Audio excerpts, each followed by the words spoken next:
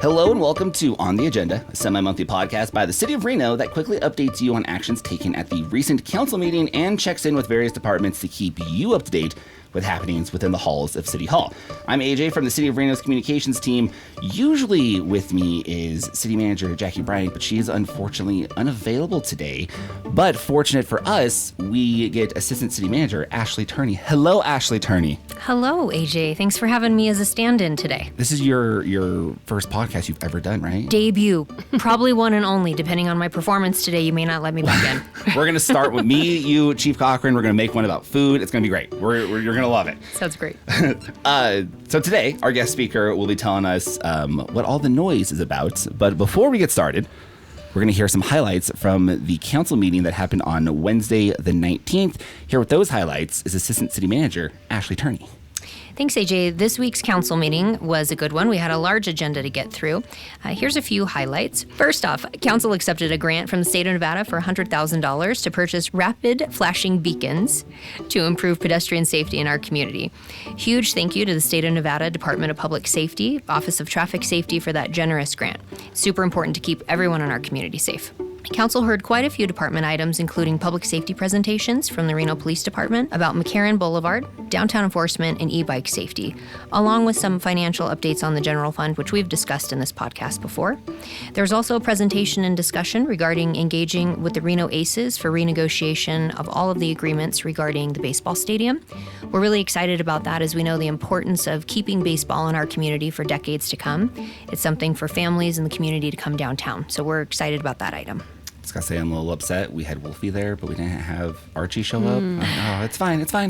Archie was busy, so, we take one at a time, and right. The room was full of basketball players and you and our cheerleaders, and Archie had his own business meetings to attend to. Archie had his business meetings that day. He's going to help us with the negotiations. Thank you for the updates. If you'd like to learn more or just view the council meeting, you can check out reno.gov/news or reno.gov/meetings. So there's been a lot of noise about noise. So during this week's meeting, council heard a presentation about C-scale noise levels within the entertainment core.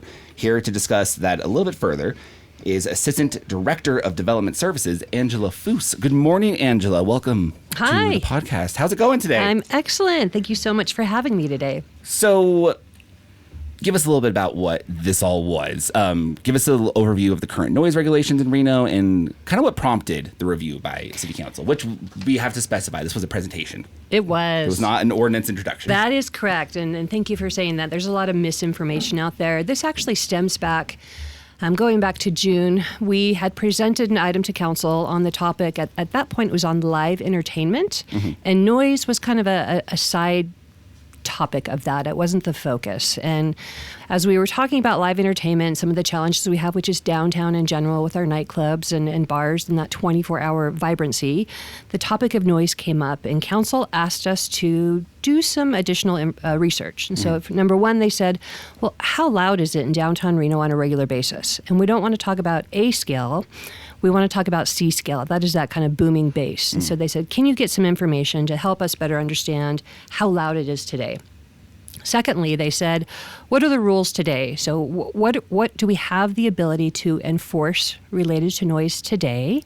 And then third, what do other communities do? And not just all communities regulate with an A scale or a C scale. They said, look at communities that have vibrant downtowns. So communities that have outdoor concerts, places where people go, visitors go when they want to have a fun weekend. So something more similar to Reno. So we took the last 6 months, we as staff, and we researched all those items. One of the big things we did, which we didn't have the ability to do previously, was measure C-scale on a 48-hour basis. So we were able to purchase some pretty cost-effective tools, some noise measuring equipment, and we were able to locate them, place them on different things throughout downtown Reno and measure over a 48-hour window.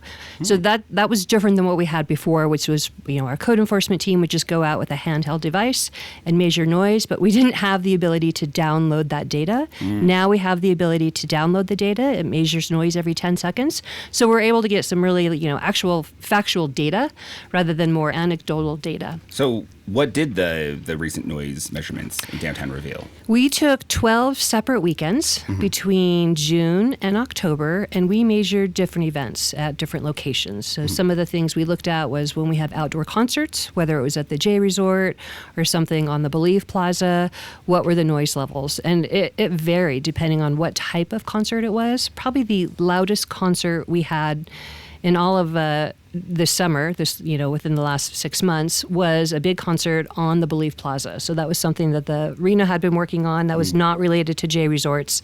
It was the same weekend as Street Vibe, so there was a lot happening with out of town, tourists in the areas, as well as locals in the area. From a C scale level, it reached very, very high levels, 110 decibels, which is that booming bass that you hear. So it was a great concert, I think, for the folks that attended it and wanted that, that nightlife. We actually didn't get a lot of noise complaints that weekend, which surprised me because it was such a loud concert. But we also looked at just a normal weekend in downtown Reno. We looked at 4th Street, where we also kind of have this up and coming nightlife, and we looked at Midtown. So the data across the board, it shows that it's loud in downtown Reno. Whether there is a concert going on or just a Tuesday afternoon, it is loud. Noise and just all kinds of things. Wow. And a big part of that is that we have vehicles. Vehicles are loud. A lot of times people are playing music in their vehicles that's loud. It's also just people are driving slow because it's a 25 mile per hour speed zone. So I think having that slower traffic tends to kind of keep the sound there longer. But also, when we have big events in town, like the Italian Festival, we measured that weekend and how loud was it. Just having that vibrancy, people, whether they're locals or tourists, are all the things that we want. But on the downside, it creates noise. And so I think for those residents that are living in downtown, they're the ones that are saying, hey, Reno, can you do something about this? And so for us to be able to try and fix the problem, we really had to better understand kind of what the baseline is to say, is this a problem? And is this something we have the ability to even fix? So when you mention about the baseline, so on any given Tuesday in downtown Reno at 10 o'clock in the morning, what is the baseline for the decibel count that you found? I think depending average? on what time of day it was and where you're at, it's generally around 70 decibels. Okay. Again, once traffic starts happening, so when cars start coming, it definitely bumps up. When you have the train driving through, coming through downtown, it also ramps up. And then as the evening time approaches and we have more people out either for dinner or activities, it definitely goes up even more. So generally speaking, in downtown Reno, it's typically about 70 to 80 decibels, and that's a C scale, that bass noise. And I think that's an important takeaway because when we look at other communities, as you mentioned, you did a lot of research. If other communities state that the decibel readings need to be below 65, what it sounds like you're saying, if I'm jumping to the end, is that that's impossible. It is. For downtown Reno at any given time for us to be able to be below what you found to be the ambience higher than that. Absolutely. And that kind of goes back to is, what's the problem we're trying to fix? If the problem is noise, let's understand what's causing that noise. And we have to ask ourselves, do we have the ability to stop some of that noise? When we're talking concerts, that is a completely separate topic. But when we're talking just day-to-day cars and people without any kind of music or any kind of outdoor event, our challenge is it's going to always be loud. So you said that you looked at other cities and kind of tried to compare ones that were close to Reno, entertainment ones, right? You weren't looking at like Kalamazoo, like you were looking at like good places. So what, no offense to people from Kalamazoo. So Kalamazoo is great. So what are some of the noise regulation levels in other cities across the country that you found? Yep, great question. So it's funny, every city regulates noise differently.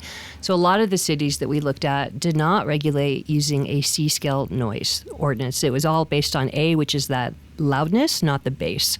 But when we looked at cities like Key West or San Francisco, we looked at Nashville, Austin, places again that we all go to when we're thinking of where would I go for a fun weekend.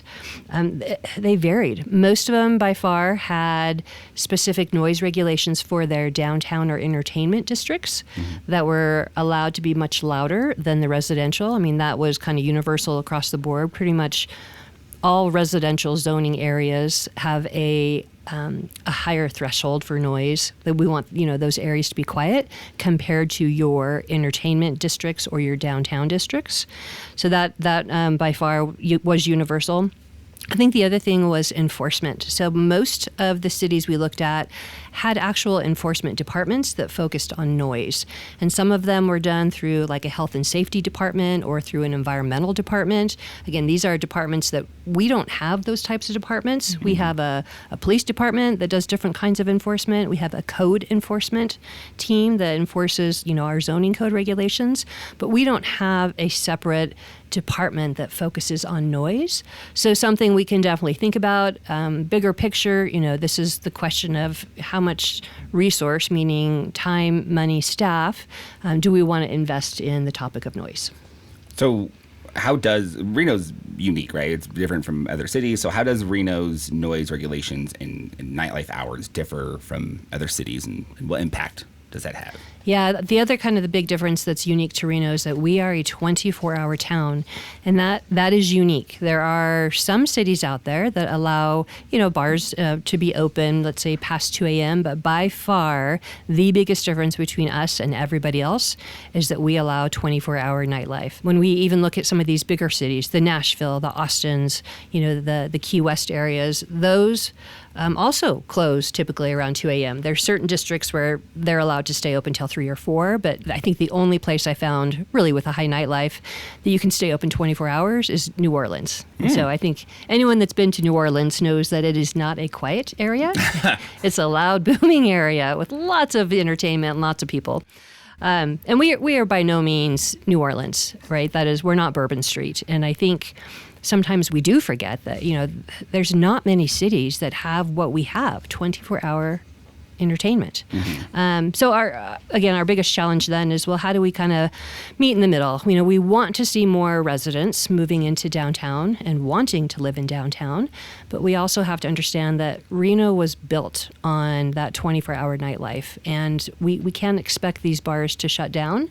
I think even if we said, hey, we're changing the rules on you, right? We've decided to shut you down at 2 a.m. That would be a drastic move. And challenging for the businesses that are just trying to stay afloat as it is. So we're definitely trying to find that balance between hearing the residents that have concerns about trying to sleep when, it's the booming noise till 4, 5, 6 in the morning, but also maintaining that vibrancy that our city is trying to create. I think coming out of COVID, and while it's been a couple years, this is still one of our challenges, is how do we get people to want to go to downtown? And so creating something that's, more than just a concert that ends at 10 o'clock at night, where do they go after that? So those are the things that we want to maintain and get more of that kind of nightlife activity. And I think that's part of what you did a lot of outreach through this process, right? And met with community, and you heard quite a bit from the bar owners and small business owners that also came forward with their concerns of trying to keep their doors open also. Yeah, we've kind of had two discussions going. One, we've been meeting with the bar owners on the topic of live entertainment, and that's specific to the bars and the restaurants and the nightclubs, not talking on the issue of noise. And separately, this topic is specific to noise. So it's not just the bars and the nightclubs, it's noise as a whole, kind of a bigger topic. And what we're finding too is it's not just downtown. We really need to look at citywide. What should our noise regulations be? So kind of that's our next step too, is when we were doing our noise studies, where we had our noise measurements over a 12-weekend period, we only looked at downtown, Midtown, and 4th Street, which is more of our entertainment core. And so next step is we want to take it to the broader city. Just because you don't live in downtown doesn't mean you're not impacted by noise.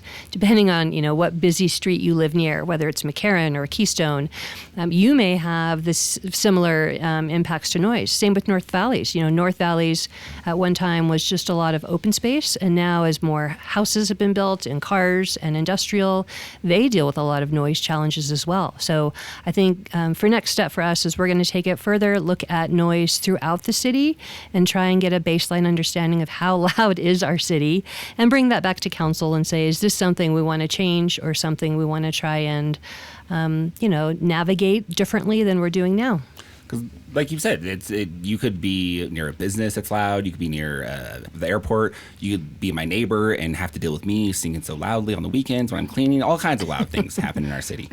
So you mentioned that enforcement is a little difficult because we don't have a specific department for that. So what have been some challenges in enforcing noise regulations?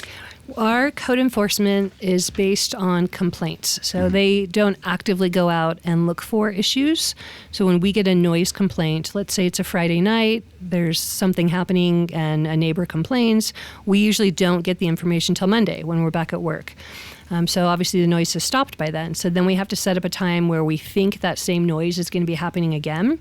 If it was something related to a concert or a bar or a restaurant that was having nightlife, we would try and schedule it for a Friday or a Saturday where we think similar activities would be happening, and then we have to make sure that we're paying somebody overtime. They're out there measuring the noise. What we find is a lot of times it was a one-off event. Maybe there was a big party happening, at a restaurant, and so they had noise that was higher or louder more than normal. Zombie crawl is a great example. Like, the nights that we have these big crawls in downtown Reno, we definitely get more noise complaints because all the bars are open and music's happening. So it's been a challenge then to at least be consistent, and we hear that there's noise complaints, but from one Friday to another Friday it may be completely different, so hard to go after kind of that source.